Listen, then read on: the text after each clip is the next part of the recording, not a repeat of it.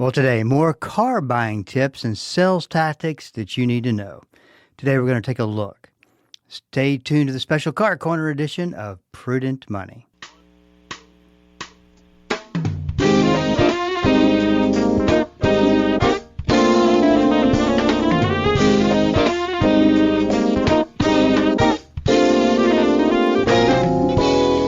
Good afternoon. This is Bob Brooks, and you are listening to the Prudent Money Radio Show. Thanks so much for joining me today. You know I do appreciate it. Well, the biggest tip that I can probably give you on buying a car is, and we're going to talk a lot about this, is never be in a hurry. And we talked about the whole process of buying a car last week when in Tony Joe's absence. Tony Joe is out today. Nothing wrong. Just, we'll just say he's on vacation, which I was thinking about that the other day. When's the last time Tony Joe took a vacation? And I think literally over 20 years, I've known him 23, 24 years. I don't ever remember him taking more than about 2 vacations. I think one to the coast, and there I'm going to give him credit for another one. He doesn't do a whole lot of vacations, works quite a bit. But he's backed up. He said, when the weather gets really hot, we get even more busier. And so I gave him the afternoon off. So he graciously comes up here every Friday to do the program with me, which I really appreciate. So he's not in today. Last week we talked about the car buying process. Of course, we didn't even remotely get through with the content that I put together. Today, we're going to finish that up, and we're going to start with never being in a hurry.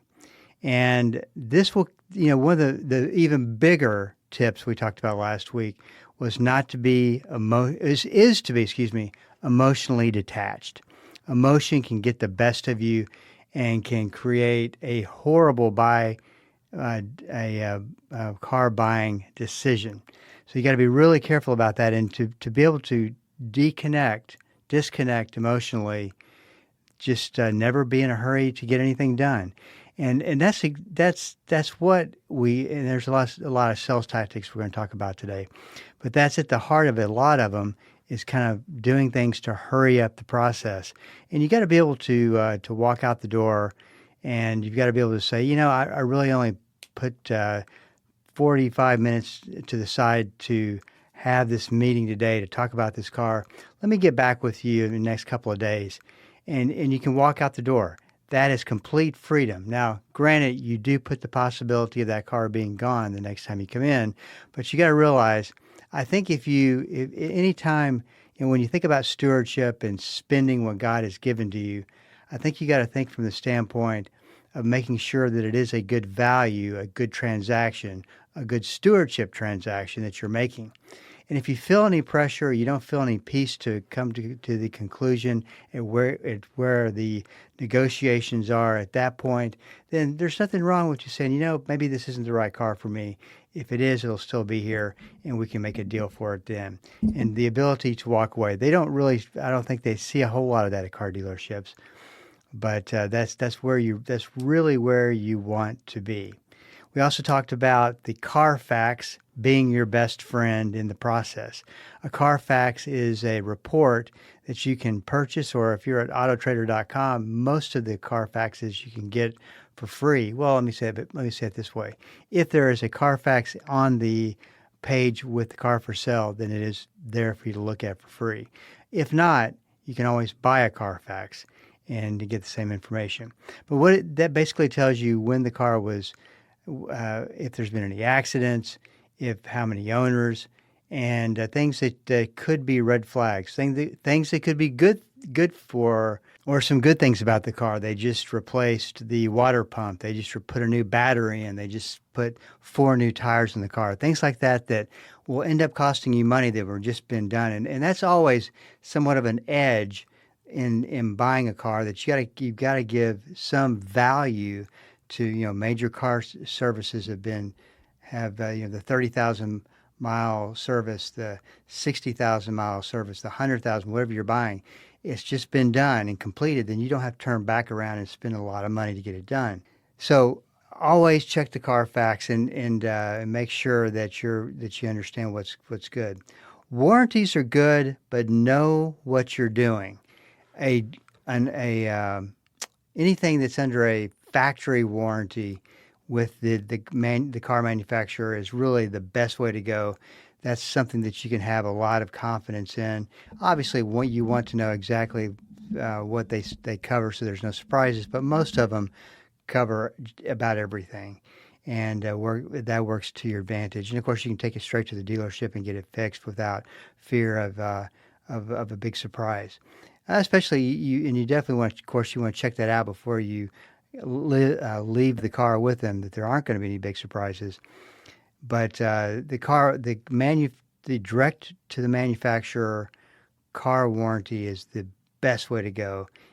But the problem is you can always extend a warranty if you're in one, but just to buy one is a lot of times you don't have the opportunity to do that. So you go to the third party warranty companies, and of course there's probably I'm speculating, but I would say if you looked at all the car warranties that are out on the market today, and you said which ones were good, which ones were not so good, then probably 90% of them aren't so good. So you really want to be careful and make sure, because the last thing that you want to do, in fact, I had someone tell me one time that they take the car warranties, they honor the car warranties, but just want to let you know up front, the car warranties don't pay very much on these auto shop costs. So keep that in mind. I don't think that's a big surprise. But if it comes down to they don't pay hardly anything, then you probably want to think twice. But the bigger issue is that you don't really know what they're going to pay until you get to that point and you've already bought it. So warranties are good. I'm a big fan of warranties, but you've got to figure out ahead of time. A lot of times they give you very little information. They've signed you up for a warranty. You sign the papers, and you find out that you don't really know what your member number is. You don't get a card. You don't get very much communication. So find all of that out before you leave. There's that tendency to, once again, be in a hurry. You just want to get it done, get it finished, get out of there, take your new car, and have a sigh of relief that stress is over. Make sure that you've got all the information on the warranty, and make sure that you have the telephone number. Make sure that you know what the process is.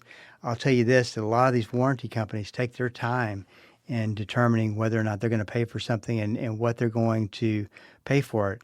A friend of mine took his car in, and he wanted the problem to be fixed under warranty. It takes 24 to 48 hours. Is that reasonable? And so that's what you have to ask. Is that going to be reasonable? So it's a long time to wait for your car just to find out what's going to cost to fix it and then what you're going to owe after the warranty pays their money. So get the documentation, ask a lot of questions. Don't just hear the word warranty and think, oh, everything's going to be smooth from here on out. Doesn't quite work on that. A car drought, as I'll call it, and the increase in prices is real. So it's really interesting that car prices have gone up, and the supply, of course, they talk a lot about the supply being down. I'll never forget this. I've told this story before. Excuse me if you've heard it before. I'll never forget, though, going with my son.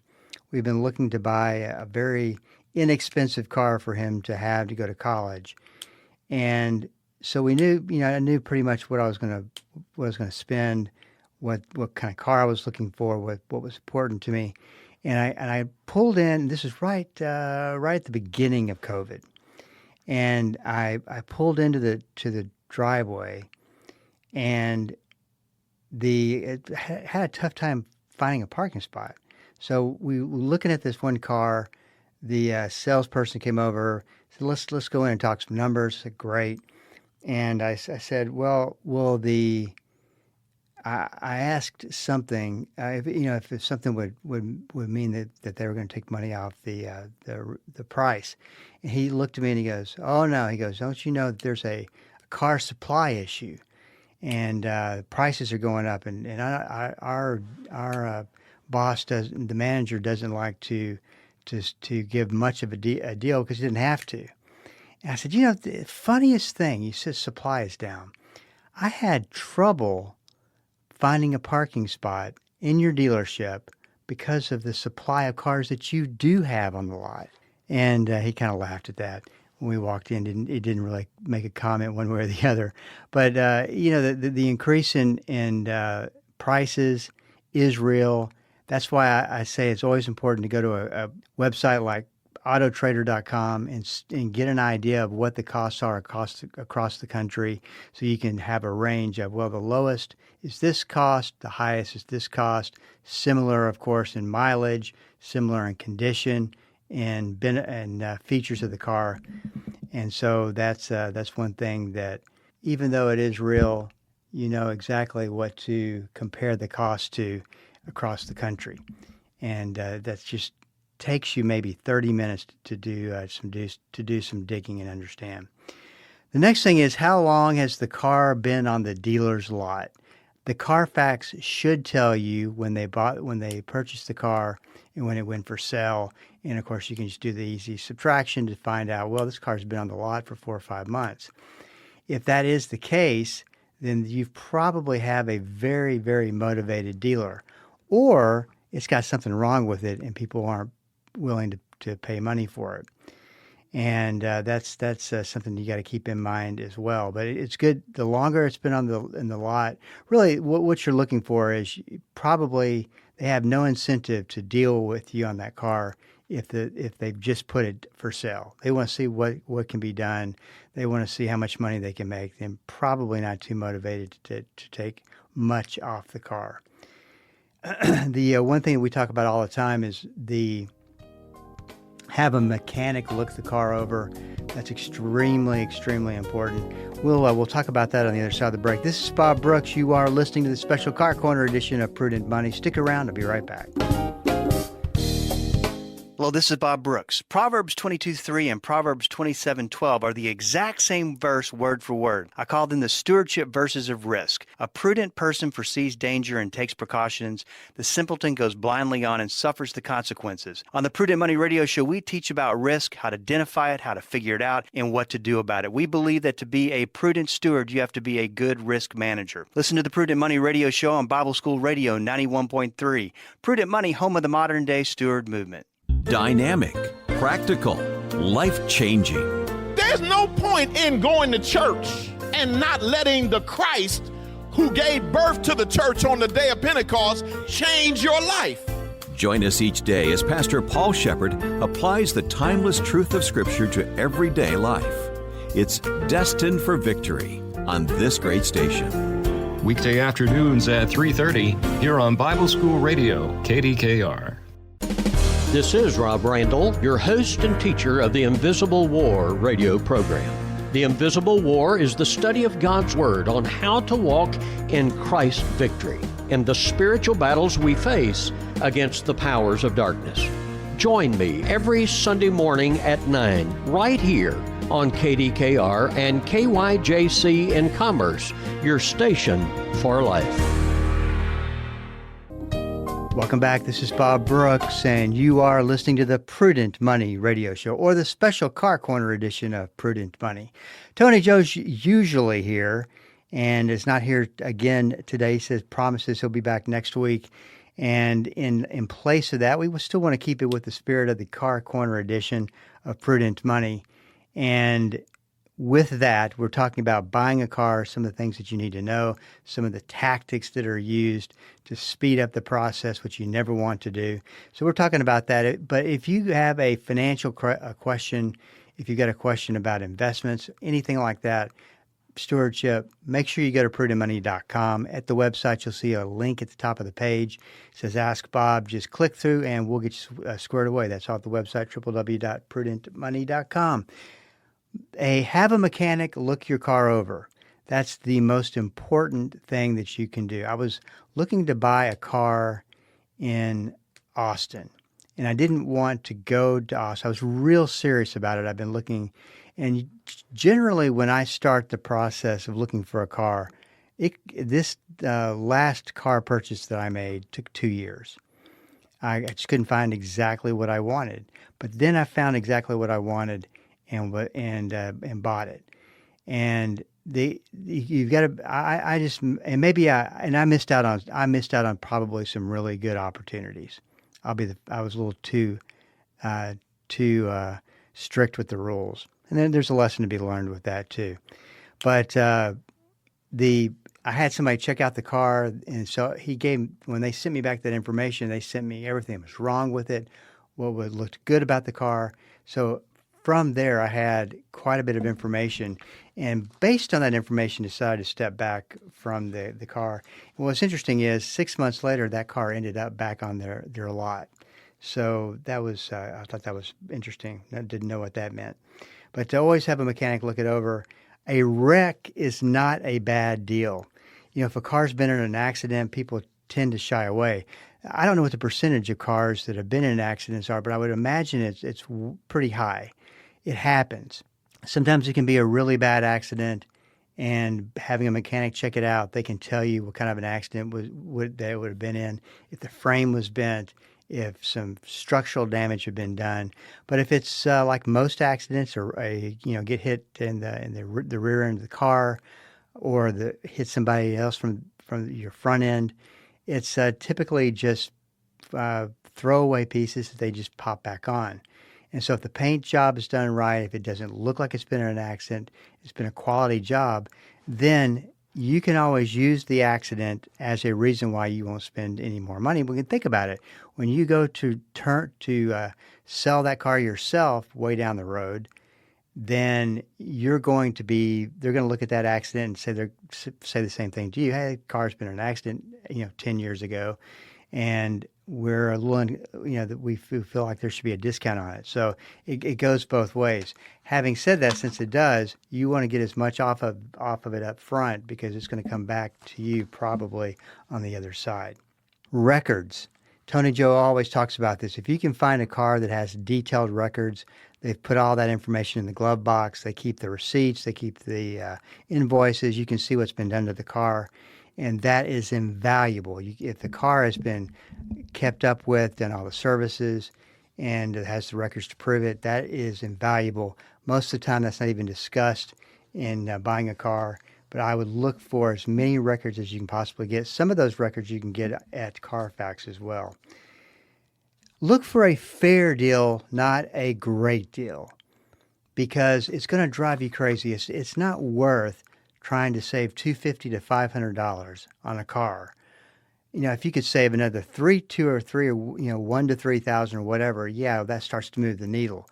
But $250, $500 to sit there and go through that browbeating is, in my opinion, it's not worth it. You're probably getting a fair deal. You got to remember, everybody's got to get paid for their efforts, and look for the fair deal, not a great deal. And you can figure that out by going to Autotrader.com again, or Cars.com, or there's a lot of different sites that will give you information on cars all over the country that are for sale that look just like your car.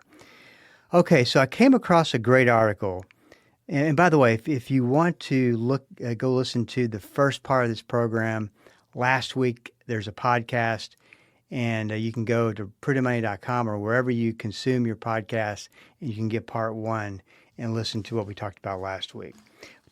I'm going to wrap up the program, though, the second half, with 10 tactics that are used to make a sale when purchasing a car. I thought these were pretty good, so I wanted to go over with you. The monthly payment game. This, of course, is number one on the list, and is probably, without question, the biggest one. Instead of focusing on the total price of the car, the salesperson asks, what monthly payments are you comfortable with? They can then take their car deal, and they know that if you're willing to pay $500, $600 for a car, then they can get the parameters within that, when realistically they probably could have come up way more. But if they can get you comfortable with that monthly payment, then they can stretch the loan to 72 or 84 months, which is a long time, and make an expensive car look very affordable. So keep that in mind when you're looking at your car. The 4-square worksheet. The salesperson puts the car price, the trade-in value, the down payment, and monthly payment into one negotiation. This can make it a little bit difficult for the buyer to see exactly what they're paying for So if you're looking at all four numbers, you're not focusing in on the deal as a whole. You're just looking at what's most important to me. So if you look at that, the salesperson may know that you are more concerned about the down payment, that you're more concerned about the monthly payment, and they can focus you in on that. Well, if I could get that monthly payment down another $25, would you buy it today? And they go to their sales manager, which brings me to the next one, the let me talk to my manager routine. I just assume that it's what is the sales manager willing to sell the car for? And so they get it. It's, you get an offer, and if you're going to get an offer like as a realtor or anybody else would do, they're going to take it to their seller and they're going to say, is this reasonable? And as far as the sales manager, let me talk to my sales manager routine.